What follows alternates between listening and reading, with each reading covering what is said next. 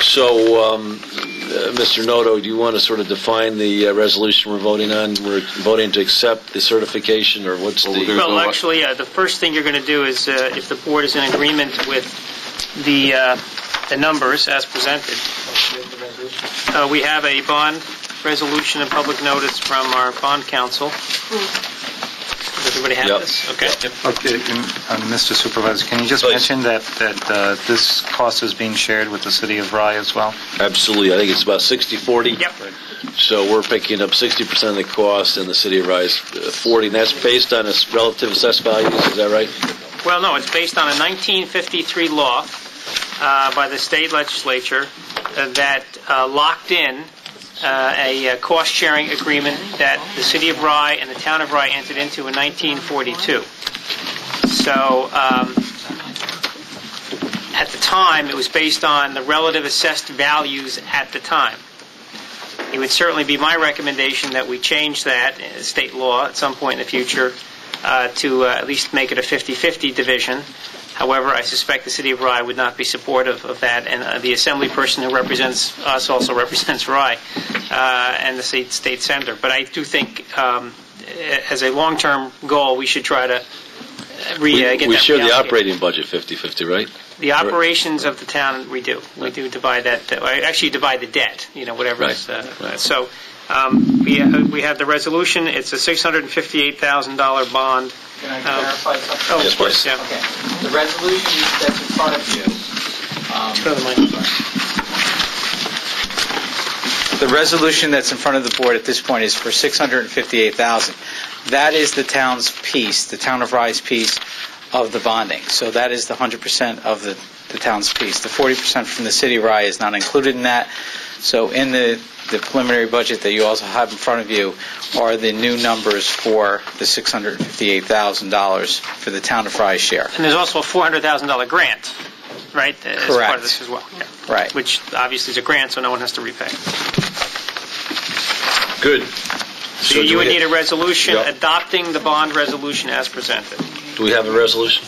In the amount of $658,000. Yes, I was just... Okay. But I have it here. You could just read that out. Sure. The whole thing? No, It's a long one. just for the... Well, okay, basically the resolution is to approve the It's a 658. 5-page resolution. I think you just have to adopt a resolution of the board authorizing the issuance of $658,000 in bonds for work at Rye Town Park.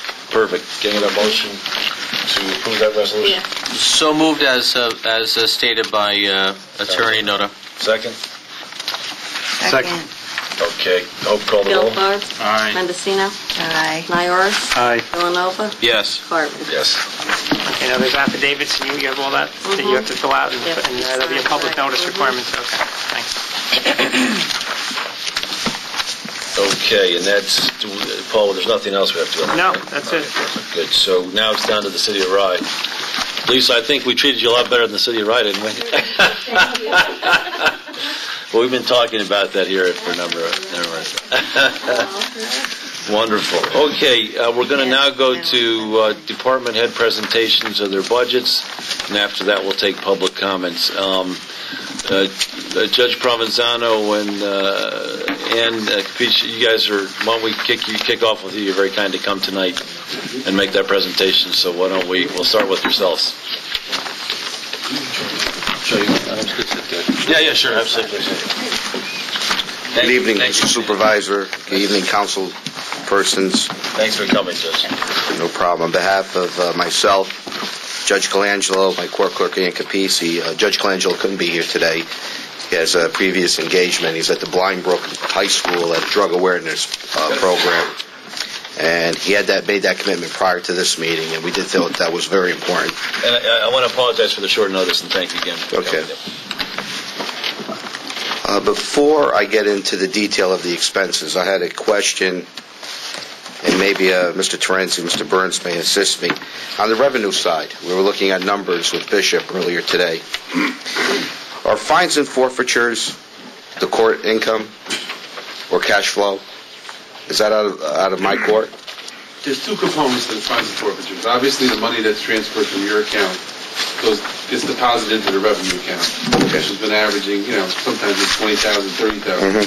Then we have reimbursements that go back to the state and Rybrook. So what I do is I net the number. So the number that you see, Judge, is basically a net. The problem is there is a timing difference sometimes.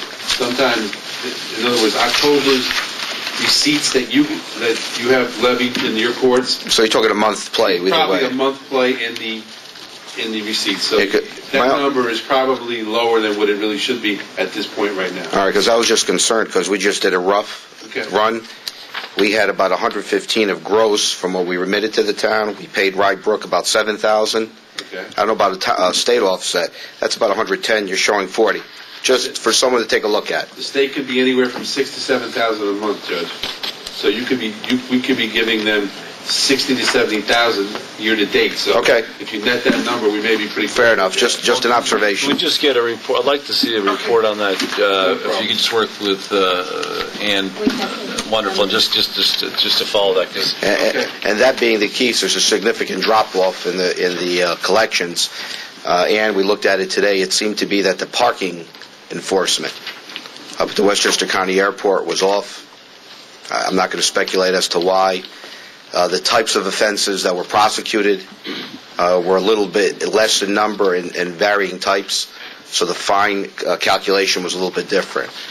So if these numbers hold, there's a substantial drop-off in the revenue. Judge, could you just remind the people at home what the town courts do? Sure. Sure. The town courts in the New York State court system are called the courts closest to the people. They they do deal with misdemeanor offenses, traffic, landlord-tenant, and a very small jurisdictional civil component of $3,000. If you had to take a percentage of people, if they were ever in court, chances are there's a 90% chance that that group was in a local court. Very rare unless you're an attorney or you're in big trouble or have big issues, you're going to Supreme or other levels of court. And that's what we handle at Rye Town. We handle the criminal jurisdiction for Rybrook, a civil jurisdiction for Portchester and Rye Town, and we happen to be, I guess, as of right now, the court of choice for landlord-tenant matters for whatever reason. Again, I'm not going to speculate that. Those are the facts. Sometimes you think they might like the judges. I don't know. Sometimes they might not like the judges, so I can't speak to that. But that's what we do at the court. There's two judges. We're on call 24 hours, whether we're full-time or not. It's up to discussion. But there's two of us. We have Ann Capizzi's our court clerk. There are many years. I'm not going to say how many because you can figure out her age, and I'm no fool. Judge Colangelo's actually been there even longer. And I wouldn't mind insulting him about his age. I think he's going on 30 years. We have one full-time assistant, Dan Capizzi, and a part-timer. Right.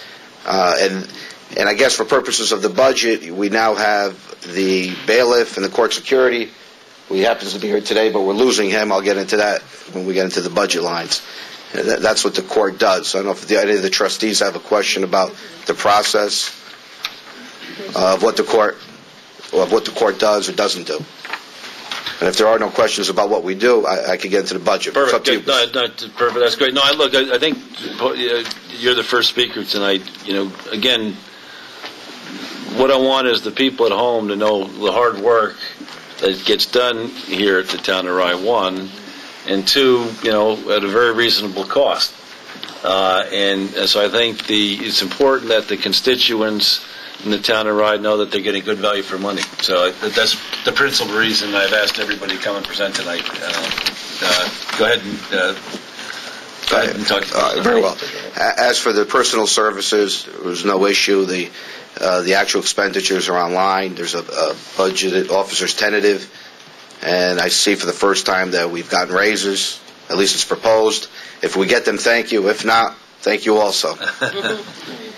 On the training and fees, last year, Mr. Supervisor, I think you made a decision to pull it out of each department's respective line. You wanted to see what the actual activity was for each department.